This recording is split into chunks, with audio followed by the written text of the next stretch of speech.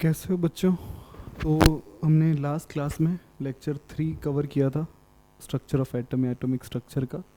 तो आज हम फोर्थ लेक्चर में आगे बढ़ते हैं। मैंने आपको लास्ट क्लास में शायद फोटो इलेक्ट्रिक इफ़ेक्ट या प्रकाश विद्युत प्रभाव में पढ़ा दिया था काफ़ी कुछ।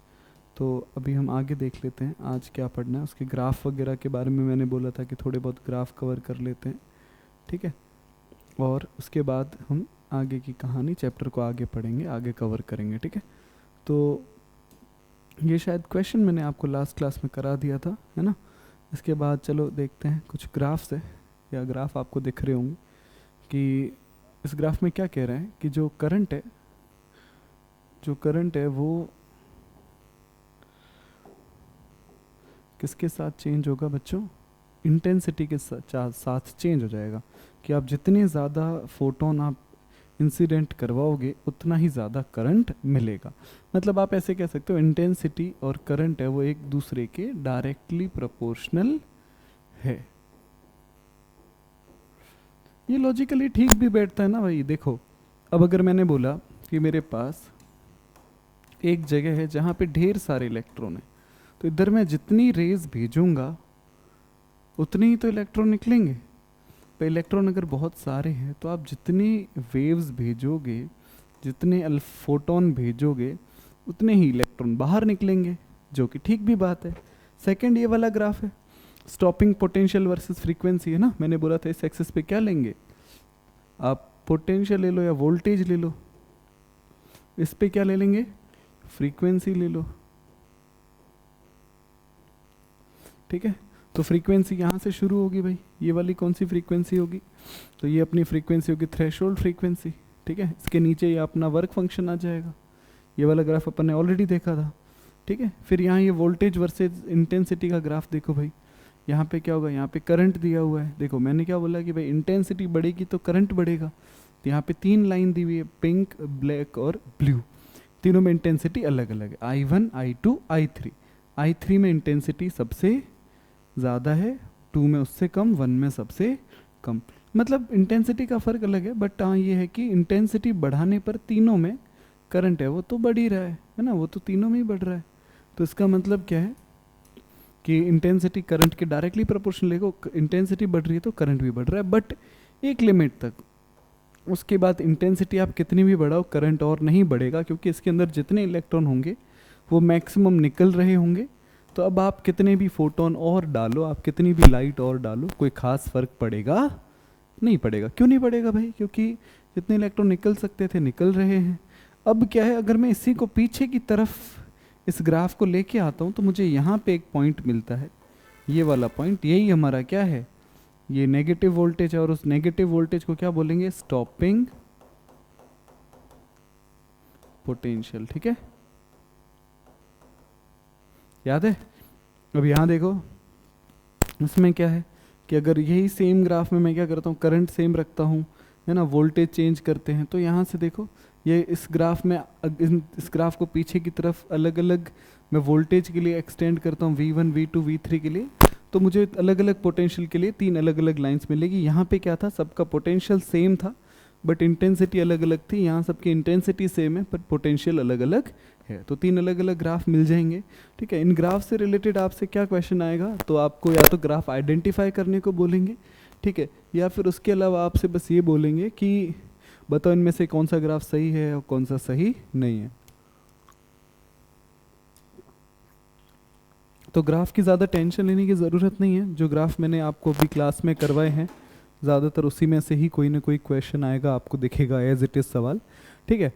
तो इसके ग्राफ अपन ने देख लिए, इनको एक बार अच्छे से देख लो, नोट कर लो, ठीक है, समझा दिए मैंने। इसके बाद देखना भाई बच्चों, इसके बाद हम हमारे नए टॉपिक पे चलते हैं जिसका नाम है स्पेक्ट्रम। हिंदी में भी इसे स्पेक्ट्रम ही कहते हैं, है ना। हिंदी में भी क्या बोलते हैं इसको, स्पेक्ट्रम क्या होता है, when a beam of light is passed through a prism split into different beams according to wavelength। अगर मैं एक बीम ऑफ लाइट को प्रिज्म पे भेजूं, प्रिज्म देखा हुआ है, तो प्रिज्म पे भेजूं तो जो लाइट है वो अलग अलग हिस्सों में डिवाइड हो जाएगी, है ना। जैसे देखो बच्चों, एक मिनट, प्रिज्म का मेरे पास एक प्रेजेंटेशन भी है, ये रही। इस प्रेजेंटेशन में क्या है भाई, ये देखो, ये बीम ऑफ लाइट है। कौन सी लाइट है ये वाइट लाइट है।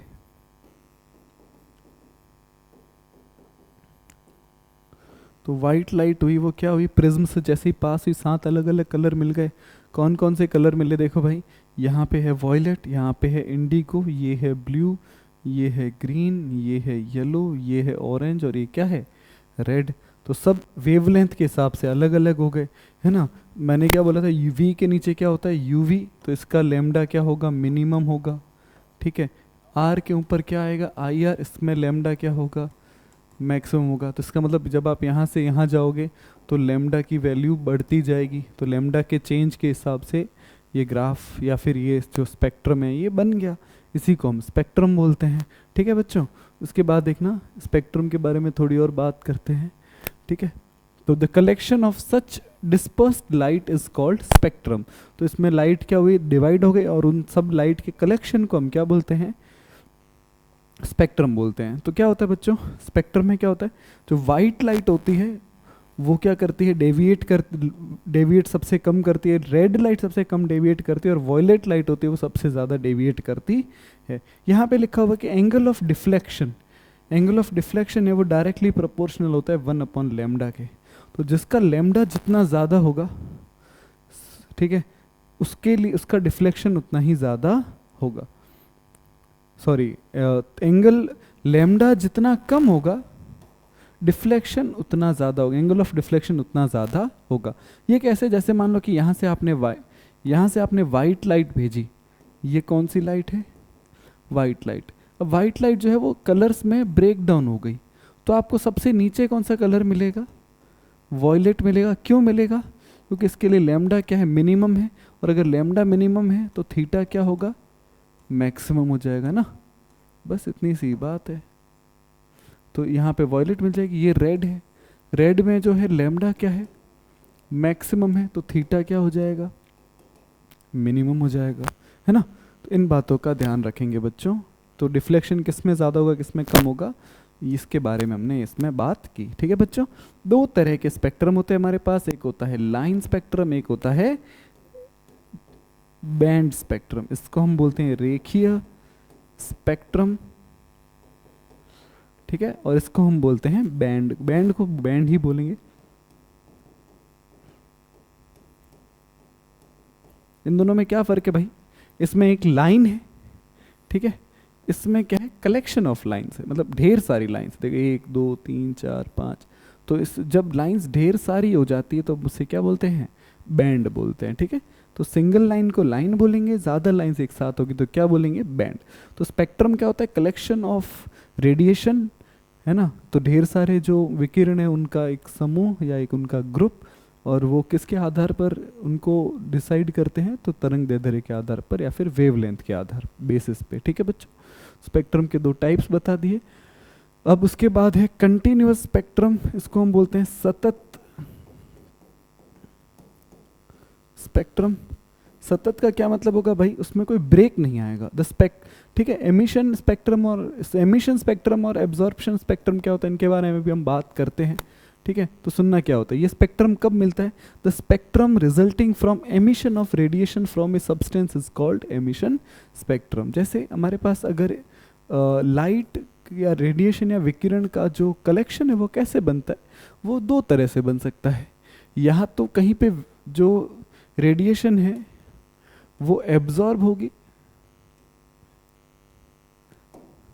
रेडिएशन क्या होगी, एब्जॉर्ब होगी, या कहीं कहीं पर एमिट होगी, ठीक है। एमिट का मतलब आप ऐसे मान लो उत्पन्न होगी, या यहाँ पे शोषित होगी, है ना, या एब्जॉर्ब होगी, ठीक है। तो इस हिसाब से 2 स्पेक्ट्रम बन सकते हैं। अगर रेडिएशन कहीं पे शोषित हो रही है, एब्जॉर्ब हो रही है, तो हम उसको एब्जॉर्प्शन स्पेक्ट्रम बोलेंगे। कहीं पे एमिट हो रही है तो उसको एमिशन स्पेक्ट्रम बोलेंगे, ठीक है। इसके बारे में अपन और डिटेल में बात करेंगे। सतत का मतलब होता है इन दिस स्पेक्ट्रम, इस स्पेक्ट्रम के अंदर no clear boundary between nearly radiation. मतलब अगर 2 रेडिएशन है तो उनके बीच में, जैसे यहाँ पे आपको इनके बीच में एक बाउंड्री दिख रही है, अलग एक डिफरेंस दिख रहा है कि ऊपर वाली अलग नीचे वाली अलग, बट अगर इसमें कोई डिफरेंस हो ही ना, वो कुछ इस तरह से हो अगर, तो इसमें आप क्या बोलोगे? ये तो पूरा एक ही स्पेक्ट्रम, इसमें कोई फर्क ही नहीं दिख रहा आपको, सब कुछ एक जैसे ही, एक तरह से जुड़े हुए ही मान लो आप इनको, है ना। तो इसलिए ऐसे स्पेक्ट्रम को हम बोलते हैं कंटिन्यूस स्पेक्ट्रम, ठीक है। और नॉन कंटिन्यूस से लाइन स्पेक्ट्रम, जैसे यहाँ पे देखो बच्चों, यहाँ पे जब ये वाइट लाइट टूटी तो वाइट लाइट का रास्ता देखो, पाथ वाइट लाइट का क्या था, ये था। इस पाथ के हिसाब से सबसे कम डेविएट कौन हुई, रेड, और सबसे ज़्यादा डेविएट कौन हुई, वॉयलेट, ठीक है। तो वो लेमडा के हिसाब से, लेमडा ज़्यादा होगा तो थीटा क्या होगा, कम होगा, लेमडा कम होगा तो थीटा क्या होगा, ज़्यादा होगा ना। ये मैंने अपन इसके बारे में बात की थी, 7 कलर में डिवाइड हो गए। यहाँ पे क्या आप बता सकते हो कि कौन से कलर सब एक दूसरे में चेंज हो रहे हैं? तो ये जो स्पेक्ट्रम है ये कैसा है, कंटिन्यूअस स्पेक्ट्रम है, सतत,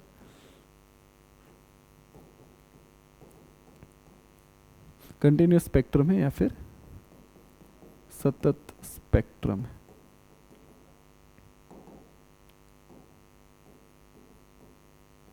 ठीक है, सिंपल है, ठीक है।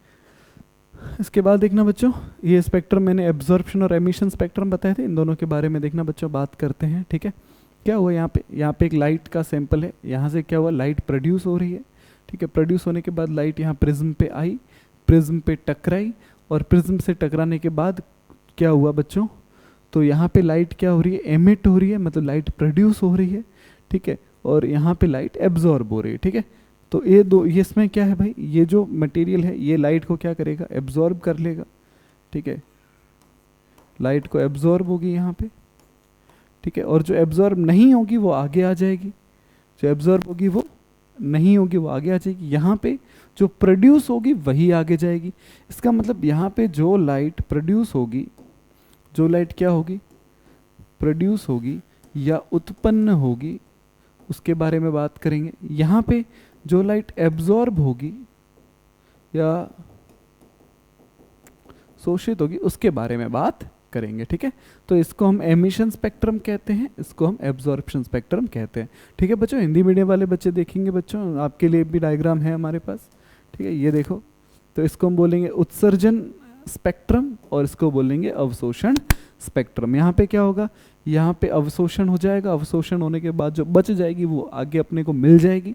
यहाँ पे क्या होगा, उत्पन्न होगी उत्तेजित प्रदर्शित प्रतिदर्शन, मतलब यहाँ से जो भी उत्सर्जन होगा उस उत्सर्जित जो उत्तेजित लाइट है वो यहाँ से प्रिज्म से होती हुई अलग हो जाएगी और हमें वही दिखेगी जो वहाँ पे उत्पन्न हुई है। यहाँ पे जो अवशोषित हुई है वहाँ पे कुछ नहीं दिखेगा, बाकी सब कुछ दिखेगा। यहाँ पे बाकी जगह कुछ नहीं दिखेगा, जहाँ पे जो जिस ऊर्जा का उत्सर्जन हुआ है, जो बनी है, उत्पन्न हुई है, सिर्फ वही केवल दिखाई देगी, बाकी दूसरी वाली बची हुई नहीं दिखाई देगी, सिर्फ ब्लैक स्पॉट दिखाई देगा, ठीक है भाई। ओके, इसके बाद देखना बच्चों आगे एब्जॉर्प्शन स्पेक्ट्रम। मैंने अभी क्या बोला, अगर लाइट एक जगह एब्जॉर्ब हो जाए तो उसके बारे में हम बात करते हैं, ठीक है। तो एब्जॉर्ब कौन सी होगी भाई, जो एब्जॉर्ब वाइट लाइट है वो पास की गई किससे, एक ग्लास के सॉल्यूशन से, ठीक है, और particular wavelength is absorbed bye glass solution, the resulting spectrum transmitted radiation called से एब्जॉर्प्शन स्पेक्ट्रम। तो जो एब्जॉर्ब हो जाएगी वहाँ पे कुछ नहीं दिखेगा, ब्लैक दिखेगा, बाकी सब रेडिएशन दिखेगी। तो जहाँ पे ब्लैक दिखेगा तो हमें पता चल जाएगा ये वाली जो लाइट है ये क्या हो गई है, एब्जॉर्ब हो गई है, ठीक है। तो the absorption spectrum is photographically negative, मतलब जो एब्जॉर्ब हुई है वहाँ पे ब्लैक दिखाई देगा। तो फोटोग्राफिक नेगेटिव, जैसे पुराने जो कैमराज आते थे उनमें एक रील होती थी ना, उसके अंदर जब फोटो खींचते थे तो उस रील के ऊपर एक इम्प्रेशन बन जाता था। उस इम्प्रेशन में ना आपको ऐसे ब्लैक एंड वाइट जैसा कुछ एक इम्प्रेशन दिखता था, उसको हम फोटोग्राफिक प्लेट बोलते थे, ठीक है वो। और उसको भी फोटोग्राफिक नेगेटिव भी बोला जाता था कि ये आपके नेगेटिव है। फिर उसको क्या करते थे, ट्रांसफ़र करते थे एक शीट के ऊपर और उसको फिर एक कलर सॉल्यूशन में डिप करते थे, फिर हमें फ़ोटोज़ मिलते थे। कुछ कुछ ऐसा ही यहाँ पे भी है कि जो लाइट एब्जॉर्ब हुई है वहाँ पे कुछ नहीं दिखेगा, इसका मतलब वो नेगेटिव हो जाएगा या फिर ब्लैक दिखाई देगा, ठीक है बच्चों। तो आई थिंक आपको समझ में आया होगा, ठीक है। उसके बाद देखना भाई, अब इसके बाद अपने नेक्स्ट एटॉमिक मॉडल पे आते हैं जिसका नाम क्या है, बोहर्स एटॉमिक मॉडल। बोहर का परमाणविक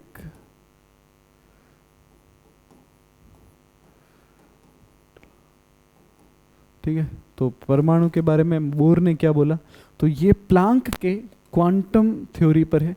जो प्लांक साइंटिस्ट थे हमारे, उनकी जो क्वांटम, उनका जो क्वांटम सिद्धांत है उसके ऊपर निर्धारित है, ठीक है, उसके ऊपर पूर्णतः निर्धारित है, ठीक है।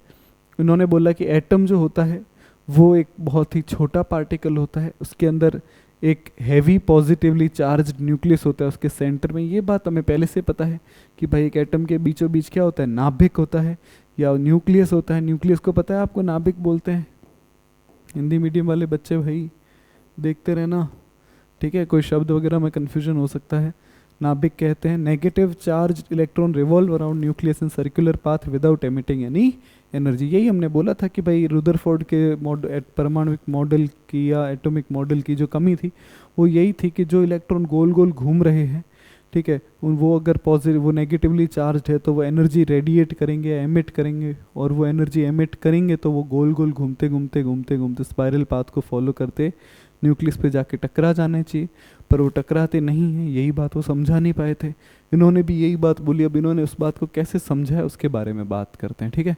तो उन्होंने बोला कि आउट ऑफ इनफाइनाइट ऑर्बिट्स, तो दुनिया, तो इलेक्ट्रॉन तो कहीं पर भी घूम सकता है न्यूक्लियस के चारों तरफ, ठीक है। An electron revolve only in these orbit in which angular momentum का फॉर्मूला होता है mvr। Angular momentum of these electron is integral multiple of h/2π। मतलब h/2π का इंटीग्रल मल्टीपल है। इसका मतलब कि h/2π का एक इंटीग्रल मल्टीपल है। इसके आगे मैं लिख दूंगा n। तो h/2π को मैं n से अगर मल्टीप्लाई करता हूँ, n यहाँ पे क्या होगा, n आप 1 2 3 कुछ भी ले सकते हो, ठीक है, इन्फिनिटी तक कोई भी ले लो नंबर, ठीक है। तो आप इस तरह से n बता सकते हो। तो nh/2π का मल्टीपल है। तो अब ये बात जो है ये यहाँ पे लिखी हुई भी है कि h/2π का इंटीग्रल मल्टीपल है। तो इसका मतलब जो एंगुलर मोमेंटम होगा इलेक्ट्रॉन का वो इन ऑर्बिट के अंदर क्वांटाइज्ड होगा। क्या होगा, क्वांटाइज। इसीलिए हमने इससे पहले क्वांटम थ्योरी पढ़ी, प्लांक का जो पोस्टुलेट थे वो पढ़े, ताकि हमें पता चले कि भाई ये जो बोर जो बात बता रहा है इसमें ये क्वांटाइज्ड का क्या मतलब है, कि अगर एंगुलर मोमेंटम फिक्स्ड है, वो चेंज नहीं होगा, इसका मतलब इलेक्ट्रॉन अपनी एनर्जी रिलीज या लूज नहीं करेगा, ठीक है बच्चों। तो ये इसका अगला लॉजिक था। बोर एटॉमिक मॉडल में उन्होंने क्या बोला, तो एंगुलर मोमेंटम जो इलेक्ट्रॉन का है वो क्या क्या हो सकता है, वो h/2π हो सकता है, 2h/2π हो सकता है, 3h/2π हो सकता है, 4h/2π हो सकता है, 5h/2π हो सकता है, ठीक है। तो इलेक्ट्रॉन का जो एंगुलर मोमेंटम है वो कुछ भी हो सकता है, ठीक है। पर ये इस तरह से नहीं हो सकता कि 1.5h/2π, 1.2h/2π, 0.5h/2π, ये नहीं हो सकता। ऐसा कई बार क्वेश्चन आता है, which of following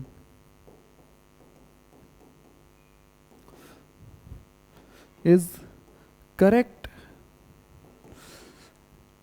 value of angular momentum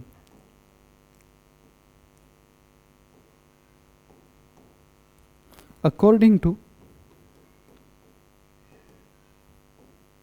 bore, ठीक है। हिंदी वाले देखना भाई, बोर के अनुसार,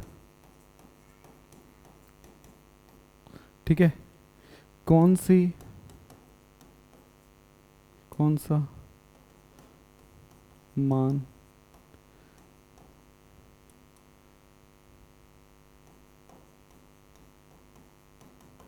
तो एंगुलर मोमेंटम का कौन सा मान सही है भाई। 4 ऑप्शन दे रहा हूं मैं, देखना। Option A 3h/2π, B 4/3h/4/3h/π, सी है 2h/3π, या डी है 1.5h/2π, ठीक है। इनमें से कौन सा ऑप्शन सही होगा, तो अपॉन में तो 2 ही आना चाहिए, ये भी 2 है, ये भी 2 है, ये भी 2 है, ठीक है। इस क्वेश्चन में एक ऑप्शन थोड़ा अच्छा करते हैं इसको, ठीक है। तो मैंने लिखा 3.5h/π, और ठीक है। अब देखना इसमें से एक से ज़्यादा ऑप्शन भी सही हो सकते हैं। देखना पहले देखो, NH/2π था, NH/2 में अगर मैं ये कहता हूँ कि n की वैल्यू 3 है तो MVR इक्वल टू क्या आ जाएगा, 3H/2 आ जाएगा। इसका मतलब ये वाला ऑप्शन सही है, ये वाला ऑप्शन सही नहीं है, क्योंकि यहाँ पे नीचे क्या है, 3 है, नीचे 3 आना ही नहीं चाहिए। यहाँ देखो इसका क्या मतलब है, ये देखो बच्चों, ये वाला ऑप्शन सही होगा कि नहीं होगा, देखो ध्यान से देखना इस ऑप्शन को। इसमें क्या है, अगर मैं ये बोलता हूँ MVR इक्वल टू अगर मैं n की वैल्यू 7 ले लेता हूँ तो क्या आ जाएगा, 7H/2 आ जाएगा। अगर 7H/2 है तो 7 से 2 कट जाएगा तो कितना आएगा, 3.5H/π। तो मैंने यहाँ नीचे 2 नहीं लिखा, तो फिर ये वाला ऑप्शन सही होगा और ये वाला ऑप्शन सही नहीं होगा, क्योंकि ऊपर भी अगर पॉइंट में है नीचे 2 है तो ये ऑप्शन सही नहीं होगा। ठीक है भाई, तो ये वाले कुछ ऑप्शंस वगैरह बताए मैंने। इस तरह का सवाल आ सकता है जेई में, नीट में, सभी में, CUET में, सभी कॉम्पिटिटिव एग्जाम में आ सकता है। उसके बाद देखना भाई बच्चों, बोर ने क्या बोला कि इलेक्ट्रॉन कहीं भी घूम सकता था, पर ये उन्हीं ऑर्बिट में घूमता है जहाँ उसका एंगुलर मोमेंटम चेंज नहीं होता। ठीक है, तो अब एंगुलर मोमेंटम क्या क्या हो सकता है, तो NH/2 हो सकता है, n की वैल्यू 1 2 3 4 5 कुछ भी हो सकती है। ठीक है, अब इसके बाद देखो इलेक्ट्रॉन फिक्स्ड रेडियस वाले में घूमता है, जहाँ पे जिनको हम क्या बोलते हैं, ऑर्बिट या क्या बोलते हैं, स्टेशनरी ऑर्बिट्स बोलते हैं या स्टेशनरी स्टेट बोलते हैं। तो ये जो भी है इनको हम क्या बोलेंगे, इसको कक्ष आप कह सकते हो। ठीक है, कि इन कक्ष में इलेक्ट्रॉन जो है वो घूमते हैं। ठीक है,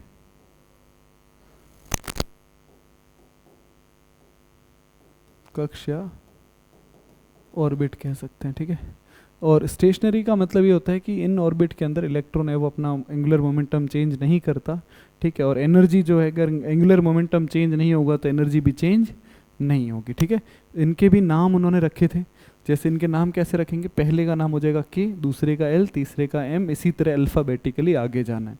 ठीक है, तो ये अगर पहला है तो इसका नाम होगा K, दूसरा है तो नाम होगा L, तीसरा है तो नाम होगा M, चौथा होगा तो N, पांचवा होगा तो O, इस तरह से। ठीक है, अब देखना भाई इसके अलावा और क्या बात की उन्होंने, उसके अलावा ये बात की कि भाई जब इलेक्ट्रॉन इनमें घूमता है तो एनर्जी रिलीज नहीं करता, बट क्या इलेक्ट्रॉन एक नीचे वाले ऑर्बिट से ऊपर वाले ऑर्बिट में जा सकता है क्या, इसके बारे में बात करते हैं। अगर इलेक्ट्रॉन मेरे पास यहाँ है तो क्या मैं इस इलेक्ट्रॉन को यहाँ भेज सकता हूँ, हाँ भेज सकता हूँ। इसकी एनर्जी अलग होगी, इसकी एनर्जी अलग होगी। तो नीचे से ऊपर वाले ऑर्बिट में जो एनर्जी का गैप है, अगर उतनी एनर्जी मैं इलेक्ट्रॉन को दे दूं तो इलेक्ट्रॉन आसानी से ऊपर वाले ऑर्बिट तक जा सकता है।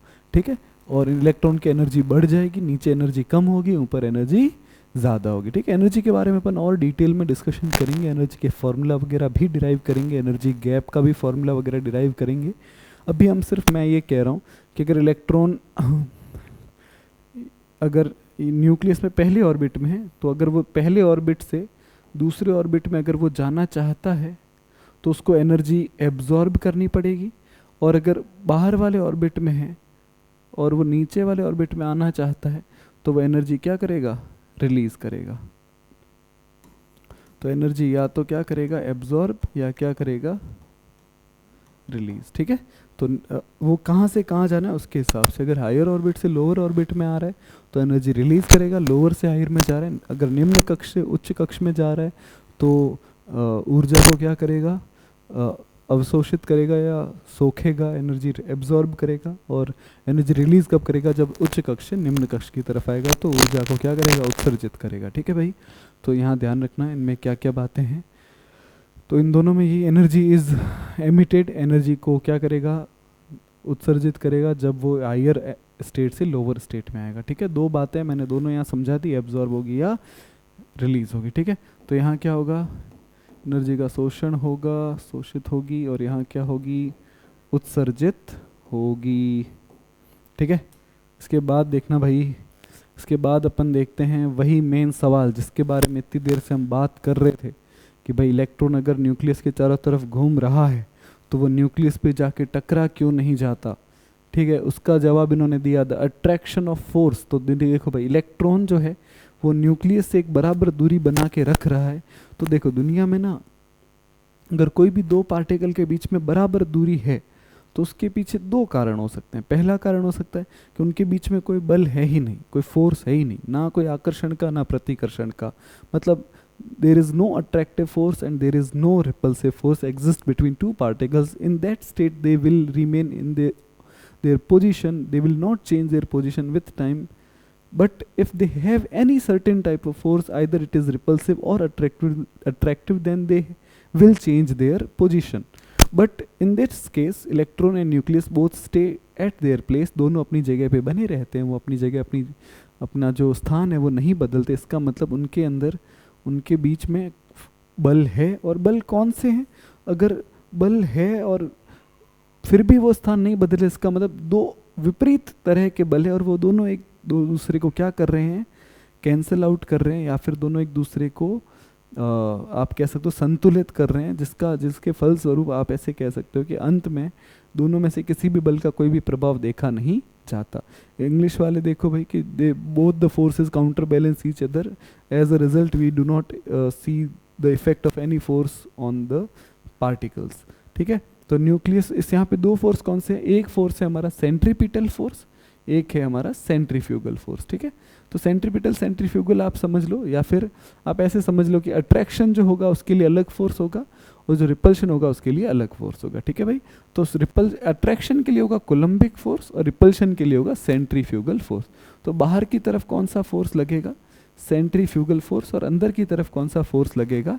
यहाँ पे होगा कोलम्बिक फोर्स। ठीक है, ठीक है बच्चों, अब ये फोर्स जो है इन दोनों के अलग अलग फॉर्मूला है। कोलम्बिक फोर्स का फॉर्मूला होता है K Q1 Q2 upon R square. क्या फॉर्मूला होता है भाई फोर्स का? कोलम्बिक फोर्स का फॉर्मूला होता है K Q1 Q2 upon R square. ठीक है, यहाँ पे Q1 क्या है? Charge on particle 1। Q2 क्या है? Charge on particle 2। तो charge on particle 1, charge on particle 2, तो दोनों पे चार्ज ये है भाई Q1 Q2। R क्या है भाई? R है डिस्टेंस बिटवीन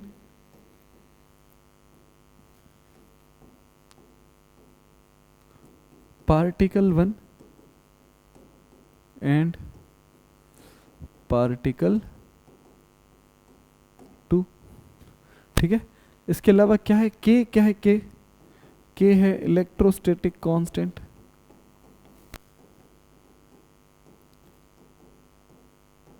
ठीक है, इस फॉर्मूला में सब चीजें मैंने आपको बता दी। Q1 Q2 क्या है? चार्ज, आवेश है हमारे कणों पर, जो आवेश कण एक प्रथम कण पर जो आवेश है होगा वो Q1, जो द्वितीय कण है उस पर जो आवेश होगा उसको बोलेंगे Q2, फिर उनके बीच की जो मध्य की दूरी है उसको बोलेंगे R, और K क्या है? हमारा इलेक्ट्रोस्टैटिक कांस्टेंट है, मतलब आप स्थिरांक समझ सकते हो अभी। ठीक है, और K का जो मान होता है, K की जो वैल्यू होती है वो होती है 10 इंटू 9 की पावर 9। ठीक है, ये रहा, यहाँ लिखा हुआ भी है K इक्वल टू 10 इंटू, यहाँ पे पावर है 9 है ना। तो ये अपने क्या है? एक तो फोर्स हो गया, दूसरा फोर्स सेंट्रीफ्यूगल फोर्स है। सेंट्रीफ्यूगल फोर्स क्या होता है? mv square upon r। तो ये अपना दूसरा फोर्स हो जाएगा सेंट्रीफ्यूगल फोर्स। और दो फोर्स काम करे, दोनों एक दूसरे के ऑपोजिट काम करे, दोनों एक दूसरे को बैलेंस करें, इसका मतलब ये वाली इक्वेशन बन जाएगी। ठीक है, तो देखो अपन ने दो चार्ज बोले, अब हमारे अलग अलग चार्ज कैसे होंगे देखना भाई। अगर मेरे पास न्यूक्लियस है, ठीक है, ये अगर न्यूक्लियस है तो न्यूक्लियस के अंदर क्या होता है? Z नंबर ऑफ प्रोटॉन होते हैं, हर प्रोटॉन पे चार्ज होता है E। ठीक है, और बाहर कौन घूम रहे होते हैं? बाहर घूम रहे होते हैं इलेक्ट्रॉन। इलेक्ट्रॉन के ऊपर चार्ज कितना होता है? E होता है। ठीक है, तो चार्ज बराबर ही होता है, तो हम क्या करेंगे? KZ और फिर E को क्या कर देंगे? मल्टीप्लाई कर देंगे, और इसको किससे डिवाइड कर देंगे? R स्क्वायर से। तो हो जाएगा KZE square upon R square. ठीक है, तो ये रहा formula KZE square upon R square, और यहाँ ये किसके बराबर आ जाएगा? mv square upon R। ठीक है, तो फाइनल में ये कैसा दिखेगा भाई? तो KZE square upon R square equal to mv square upon R। ठीक है, अब देखना ये रहा अपना फॉर्मूला फिर से।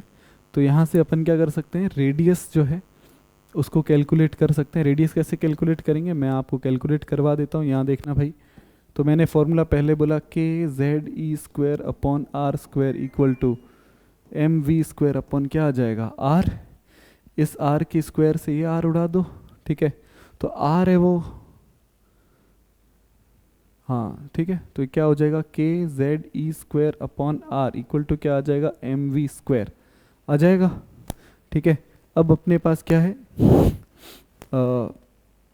आप एक काम कर लो कि भाई यहाँ पे आप क्या करो कि एक आपको इक्वेशन ऑफ मोशन भी पता है कि, सॉरी एक इक्वेशन ये भी थी mv r equal to nh upon 2 pi, ठीक है। mv r equal to nh upon 2 pi है। तो आप एक काम करो, क्या करोगे कि भाई आप ऐसे बोल दो कि अपने जो r होगा वो कितना आ जाएगा, r की जगह वैल्यू पुट कर दो, या फिर आप v की जगह वैल्यू पुट कर दो, आप v की जगह वैल्यू पुट कर दो। क्या करो, तो यहाँ पे v क्या हो जाएगा nh अपॉन 2 पाई m r, m और r को मैं कहाँ भेज देता हूँ, यहाँ भेज देता हूँ, v को रहने देता हूँ। अब मैं क्या करता हूँ, इसको इक्वेशन 1 बोलता हूँ, इसको इक्वेशन क्या बोल देता हूँ 2, और 1 और 2 को तो मैं यहाँ बोल देता हूँ फ्रॉम 1 एंड 2। तो इक्वेशन 1 और 2 का क्या करेंगे, यूज़ करेंगे। 1 और 2 का अगर मैं यूज़ करता हूँ तो मैं क्या बोल सकता हूँ, देखो तो इक्वेशन हो जाएगी kze² अपॉन में क्या आएगा r इक्वल टू m, यहाँ पे आप वैल्यू रख दो nh अपॉन 2 पाई, इसका क्या कर देंगे स्क्वायर कर देंगे, ठीक है। सॉरी यहाँ पे mr भी आएगा,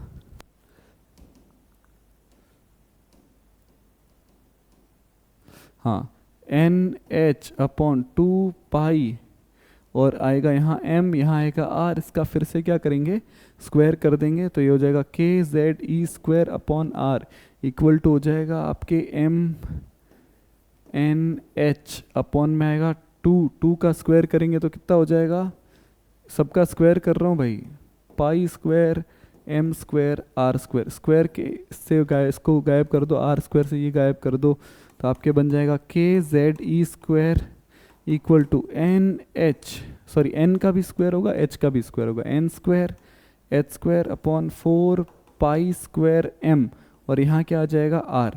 अब मैं r को अगर दूसरी तरफ भेजता हूँ तो मेरे पास बस लास्ट इक्वेशन बन जाएगी, क्या बनेगी last equation n² h², cross multiply कर रहा हूँ, r को भेज रहा हूँ उधर और kze² को इधर लेके आ रहा हूँ, n² h² upon kze² upon into आ जाएगा 4 पाई² m, ठीक है। ये अपने रेडियस की इक्वेशन बन जाएगी, है ना। यहाँ पे भी इन्होंने कुछ ऐसे ही स्टेप किए हैं, आप प्लीज़ इसी मेथड को फॉलो कर लो, है ना। देख लो बच्चों क्या किया है मैंने, सबसे पहले ये दोनों इक्वेशंस को आमने सामने रखा, ठीक है। फिर मैंने क्या किया, r की एक पावर से एक पावर गायब कर दी, उसके बाद क्या किया mv को क्रॉस मल्टीप्लाई कर दिया, v की वैल्यू निकाली, v की वैल्यू उसमें पुट कर दी, उसके बाद पूरा सॉल्व किया, ये r की इक्वेशन आ गई, ठीक है। इसके बाद देखो अगले स्टेप में r की इक्वेशन यही बनेगी, for n² h² upon 4 पाई² m kze², ये अपनी इक्वेशन बनी जो भी मैंने डिराइव करवाई थी।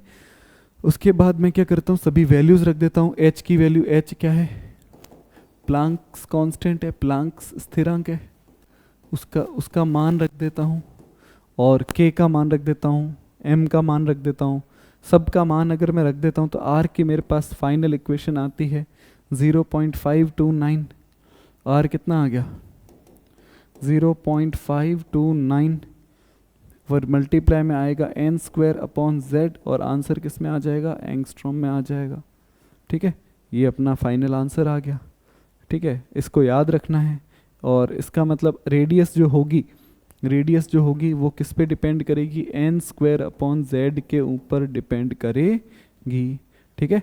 तो अपन एंगस्ट्रॉम वाला याद रखते हैं, सेंटीमीटर वाला भी याद रख सकते हो, वैसे सेंटीमीटर में भी आपको पता ही है कि 10⁻⁸ सेंटीमीटर लिखो या 10⁻⁻10 मीटर लिखो, सेम बात है, ठीक है। तो अपन सेंटीमीटर की बजाय मीटर में रखेंगे, क्योंकि ऐसा यूनिट जो है वो मीटर है, ठीक है बच्चों। रेडियस का मैंने फॉर्मूला कैलकुलेट करवा दिया, मैंने ये लिख दिया आपके। अब इसके बाद इस फॉर्मूला बेस्ड जो क्वेश्चन आते हैं वो कैसे होते हैं, इस पे एक दो सवाल कर लेते हैं, ठीक है, ताकि अपने को पता चले कि भाई कैसे कैसे इस पे क्वेश्चन पूछे जा सकते हैं, ठीक है। जैसे इस पे देखना बच्चों, मैं क्या करता हूँ, मैं अभी रेडियस के कुछ फॉर्मूलाज आपके सामने कैलकुलेट करता हूँ, ठीक है। जैसे मेरे पास रेडियस आ गई 0.529 n square by Z A not, ठीक है। तो मैं ऐसे बोलता हूँ फॉर हाइड्रोजन एटम, कौन से एटम के लिए? For hydrogen atom, hydrogen atom के लिए z की वैल्यू कितनी हो जाएगी? 1 हो जाएगी, ठीक है। तो r आप बोल सकते हो वो कितनी होगी? 0.529, ठीक है। आप इसको बोल दो for hydrogen atom and first orbit, first orbit के लिए n कितना हो जाएगा? 1 हो जाएगा। इसका मतलब आप z की जगह 1 का स्क्वायर रख रहे हो और z की जगह 1 रख रहे हो और ये आपके ए नॉट आ जाएगा। तो आप इसको भी आप अपन एक नया नाम दे देते हैं, देखना बच्चों ध्यान से। आर, मैं इसको आर नॉट बोलता हूँ। जब मैंने हाइड्रोजन रखा और उसका भी फर्स्ट ऑर्बिट रखा तो मैंने क्या रखा? एन की जगह किसका स्क्वायर करेंगे? 1 का स्क्वायर करेंगे, नीचे भी क्या लिखेंगे? 1, पीछे क्या आ जाएगा? ए नॉट। तो आर नॉट कितना आ जाएगा? 0.529 ए नॉट। ये किसकी रेडियस है? तो ये रेडियस है first orbit of hydrogen atom की, first orbit of hydrogen atom. Hydrogen में वैसे तो ढेर सारे ऑर्बिट होंगे बट पहले ऑर्बिट के लिए ये वैल्यू आ गई। ऐसे हम सेकंड, थर्ड, फोर्थ सबके लिए कैलकुलेट करते हैं ताकि हमें पता चले कि भाई क्या क्या पॉसिबिलिटीज है, ठीक है। तो देखना भाई, इफ n इक्वल टू 2 तो हम क्या बोलेंगे? r, आप इसको नॉट बोलो या 1 बोल दो, आप इसको r1 बोल दो, ठीक है। r2 कैसे आएगा? तो 0.529, ठीक है। ये भी हम हाइड्रोजन एटम के लिए कैलकुलेट कर रहे हैं। तो यहाँ पे क्या करेंगे? z की जगह तो 1 का स्क्वायर रख देंगे, ठीक है। और नीचे क्या करेंगे? डिवाइड में किसका डिवाइड आ जाएगा बताओ? n स्क्वायर अपॉन z है तो 2 का स्क्वायर आ जाएगा और यहाँ 1 आएगा, ठीक है। तो यहाँ पे अगर 1 आ जाएगा तो कोई दिक्कत नहीं है। 0.529, ठीक है। ये आंसर ए नॉट में आ जाएगा। इसको किससे मल्टीप्लाई करेंगे? 4 से ए नॉट में आ जाएगा। इसको 4 से मल्टीप्लाई कर दो, 9 4 जा 36, ठीक है। 2 4 जा 8 और 3 1, ठीक है। 5 4 जा 20 20 और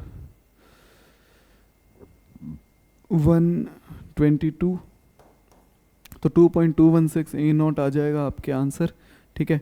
अब देखो इसका क्या मतलब हुआ कि अगर आप फर्स्ट ऑर्बिट में हो, ये अगर न्यूक्लियस है फर्स्ट ऑर्बिट में हो, तो अगर ये R1 है, सेकेंड ऑर्बिट में क्या है? R2 है। तो आपको अगर कोई बोले कि बताओ R1 और R2 का रेशियो क्या होगा, है ना, तो आप यहाँ से देख के ऑब्जर्वेशन से बड़ी आसानी से बता सकते हो कि भाई R1 अगर आई है वो कितनी आई थी? 0.529 ए नॉट आई थी। R2 कितनी आई? 2.203 ए नॉट आई। और अगर इसी तरह मैं R3 निकालूं, ठीक है, तो कितनी आएगी? R3 इक्वल टू आ जाएगी 0.529, ठीक है, अपॉन में आप इसको मल्टीप्लाई कर दो किससे? 3 के स्क्वायर से, और डिवाइड किससे कर दो? आप 3 के स्क्वायर से मल्टीप्लाई करो और डिवाइड 1 से कर दो, ठीक है। तो ये क्या आ जाएगा? 0.529 इंटू क्या हो जाएगा? 9, ठीक है। तो इसकी भी आप वैल्यू निकाल सकते हैं, ठीक है। कितनी आएगी? 9 9 जा 81, 8 कैरी कर दो, 18 और 8 आएगा 26, 2 कैरी कर दो, 9 5 जा 47, तो 4.761 ए नॉट, ठीक है। तो हम यहाँ पे कुछ ऑब्जर्वेशन ये कर सकते हैं कि भाई अगर R1, R2 और R3, यहाँ पे क्या है? R3 है, तो इन तीनों में जो रेशियो है इनका भी, इनके बारे में भी बात कर सकते हैं, ठीक है। तो इनकी वैल्यूज़ पहले लिख लेता हूँ मैं, ठीक है। तो आप ऐसे देखो कि R1, R2, R3 कैलकुलेट करनी हो तो कैलकुलेट कर लो, बट अगर मैं सिंपल वैल्यू रखना चाहूँ तो मैं ये बोलूँगा ये होगा 0.529, 1 का स्क्वायर अपॉन में 1, ये होगा 0.529, 2 का स्क्वायर अपॉन में होगा 2, ये होगा 0.529, 3 का स्क्वायर अपॉन में होगा 1, ठीक है। तो मैं इसको बोल दूंगा ये अपना आएगा 1 इंटू 0.529 ए नॉट, ठीक है। ये आपके आएगा 4 इंटू 0.529 ए नॉट, और ये आपके आएगा 9 इंटू 0.529 ए नॉट, ठीक है। अगर आपको रेडियस में रेशियो मिले तो इसका मतलब क्या है कि आपके R1, R2 और R3 इन तीनों का जो रेशियो है वो आएगा 1:4:9 का। मतलब क्या है, अगर पहली रेडियस है वो, अगर ये मेरा न्यूक्लियस है तो पहली रेडियस अगर इतनी है तो दूसरी उसके 4 गुना होगी और तीसरी उसके 9 गुना होगी, ठीक है। ये R1 है, ये R2 है और ये R3 है, ठीक है। तो R1 R2 R3 में रेशियो आ गया। इस पे बहुत सारे क्वेश्चंस आपको देखे भी जाते हैं हमारे, ठीक है। एक अपन कोई प्रीवियस ईयर क्वेश्चन भी देखते हैं। यहाँ पे एक दिया हुआ है, क्या दिया हुआ है सवाल भाई, कि द रेडियस ऑफ, क्या दिया हुआ है कि the radius of second Bohr orbit of Li2 plus is x। अच्छा सवाल है, देखना Li Li2 प्लस, क्या बोला इन्होंने, Li2 प्लस, ठीक है, कोई बात नहीं। लिथियम है, लिथियम का एटॉमिक नंबर कितना होगा, Z इक्वल टू 3। लिथियम का एटॉमिक नंबर कितना होगा, 3 होगा। और क्या बोला है कि the expected radius of second orbit of Li2 plus, Z equal to 3 है और N इक्वल टू कितना दिया हुआ है, 2। तो इसके लिए मैं अगर R कैलकुलेट करता हूँ तो वो कितनी आ जाएगी, 0.529, ठीक है। मल्टीप्लाई करेंगे n स्क्वायर अपॉन z से तो ऊपर आएगा 2 का स्क्वायर और नीचे क्या आ जाएगा, 3। ये A0 में इसका आंसर आ जाएगा, ठीक है। अब देखना बच्चों, इसी तरह मैं बेरिलियम के लिए भी कैलकुलेशन करता हूँ। तो बेरिलियम 2 प्लस, बेरिलियम के लिए z कितना होगा बताओ, बेरिलियम के लिए z बराबर हो जाएगा आपके हाइड्रोजन, हीलियम, लिथियम, बेरिलियम। तो z हो गया 4। रेडियस कौन सी है, क्या दिया हुआ है, the expected radius of third orbit, तो n इक्वल टू कितना ले लेंगे, 3 ले लेंगे। 2 चीज़ें हो गई।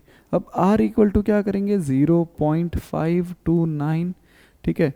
वैल्यूज़ रख दो यहाँ पे, ऊपर n स्क्वायर मतलब 3 का स्क्वायर, नीचे क्या आ जाएगा 4, पीछे क्या आ जाएगा A0, ठीक है। दोनों वैल्यूज़ आ गई भाई। अब इसके बाद देखना क्या करेंगे, इसके बाद ये होगा कि इन्होंने बोला है कि द रेशियो बताओ भाई, इन दोनों में एक्सपेक्टेड रेडियस कितनी होगी, किसकी कितनी आएगी, ठीक है। चलो बच्चों इसको ट्राई करते हैं और आगे सॉल्व करते हैं, है ना। अब देखना, क्या मैं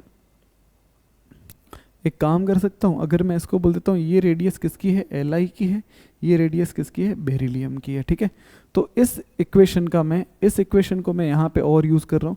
तो मैं रेडियस ऑफ लिथियम को किसके बराबर बोल सकता हूँ, रेडियस ऑफ लिथियम जो है वो किसके बराबर है, तो वो अगर मैं ऐसे लिख देता हूँ 2 का स्क्वायर अपॉन में,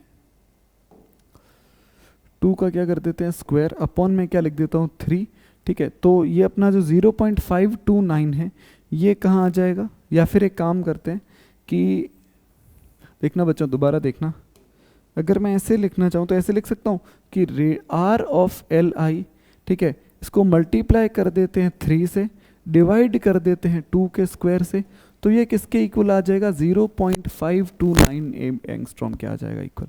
इस इक्वेशन का क्या यूज़ किया मैंने, देखना भाई बच्चों, 3 को मैं यहाँ मल्टीप्लाई में ले गया, 2 के स्क्वायर को मैं डिवाइड में लेके आ गया, तो ये किसके इक्वल आ गया, 0.529 A0 के आ गया।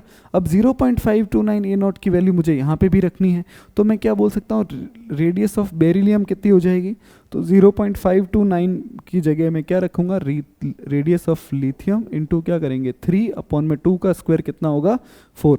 ये तो वैल्यू मुझे इस इक्वेशन से मिली, ये वैल्यू यहाँ रख दी, ठीक है। और उसके साथ भी कुछ था, क्या था, 3 का स्क्वायर डिवाइडेड बाय 4, तो 3 का स्क्वायर कर देते हैं, डिवाइड बाय 4 कर देते हैं, ठीक है। तो ये 4 है, अच्छा सॉरी 4 और 4 आपस में मल्टीप्लाई होंगे, 3 का स्क्वायर भी इससे मल्टीप्लाई होगा, तो रेडियस ऑफ लिथियम आ जाएगी, ठीक है। 3 का स्क्वायर कितना होगा 9 इंटू 3 कितना हो जाएगा 27, डिवाइड बाय कितना आ जाएगा 16, तो हम ऐसे बोल सकते हैं 27/16 इंटू रेडियस ऑफ लिथियम, ठीक है। तो 27/16 रेडियस ऑफ लिथियम, और रेडियस ऑफ लिथियम को क्या मानना है, x मानना है। इसका मतलब क्या होगा कि ये अपना आंसर लास्ट में कितना आ जाएगा 27/16 मल्टीप्लाइड बाय x, तो ये अपना आंसर टिक हो जाएगा, ये अपना आंसर सही हो जाएगा। ये अपने जेईई मेंस 2023 का क्वेश्चन है, ठीक है बच्चों। तो रेडियस पे इस तरह के क्वेश्चन आएंगे, पर इसमें एक बात बड़ी इंपॉर्टेंट है, ध्यान रखना कि Bohr's atomic model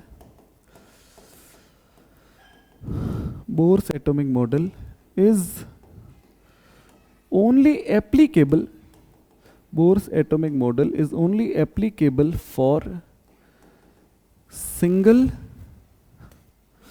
electron is only applicable for single electron system. ठीक है, एक ही इलेक्ट्रॉन वालों के लिए एप्लीकेबल होगा। सिंगल इलेक्ट्रॉन सिस्टम का मतलब क्या, हाइड्रोजन पे एप्लीकेबल होगा। अगर मैंने हीलियम लिखा तो मुझे उसके ऊपर प्लस लिखना पड़ेगा ताकि एक इलेक्ट्रॉन कम हो जाए। अगर मैं लिथियम लिखूंगा तो उस पर 2+ लिखूंगा, बेरिलियम लिखूंगा तो 3+ लिखूंगा, बोरॉन लिखूंगा तो 4+ लिखूंगा। तो इनका बच्चों ध्यान रखना, इन सब पे एप्लीकेबल होगा। ऐसा नहीं क्या ये लिथियम पे एप्लीकेबल होगा क्या, नहीं होगा। पर लिथियम 2+ पे एप्लीकेबल होगा क्या, हाँ, है ना। तो ऐसा नहीं है कि अपन हाइड्रोजन एटम का ये जो एटॉमिक मॉडल है कहीं पर भी लगा रहे, कहीं पे भी काम चल रहा है, इस तरह से नहीं होगा। तो जहाँ पे सिंगल इलेक्ट्रॉन सिस्टम का होना बहुत ज़रूरी है तभी ही ये काम करेगा। रेडियस का जो फॉर्मूला है वो भी तभी ही लगाना है, ऐसा नहीं है कि अब रेडियस कहीं पे भी कभी भी लगा रहे हैं, है ना। तो इसमें ध्यान रखना बच्चों। तो ये वाला क्वेश्चन अपन ने कर लिया, ठीक है। इसी में मैं क्वेश्चन चेंज भी कर सकता था, ठीक है। एक और क्वेश्चन अपन ट्राई करते हैं रेडियस पे, उसके बाद अपन आज की क्लास ओवर करेंगे, ठीक है। देखना भाई, क्वेश्चन क्या है कि if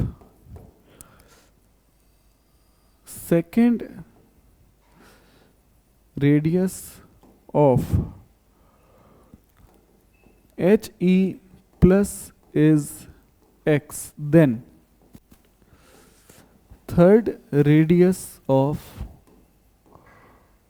Li2 plus will be। अगर सेकेंड रेडियस He प्लस की कितनी है, x है, तो बताओ थर्ड रेडियस है वो Li2 प्लस की क्या होगी। भाई रेडियस मतलब आपको पता ही बच्चों, हिंदी मीडियम वालों, त्रिज्या होता है।